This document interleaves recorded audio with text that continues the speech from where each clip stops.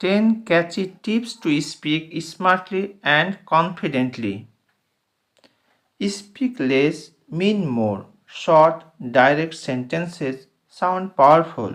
Instead of, I think we should maybe try this, say, let's try this.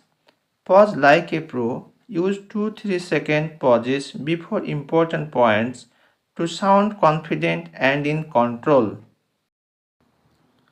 Use power words. Words like actually, essentially, precisely, apparently, ultimately, absolutely make you sound smarter. Use lightly.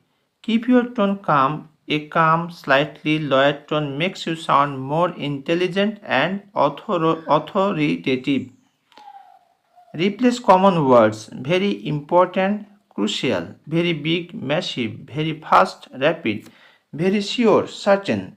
Ask smart questions. Smart speakers ask, what's the most efficient way to do this? What outcome are we expecting? Avoid fillers. Remove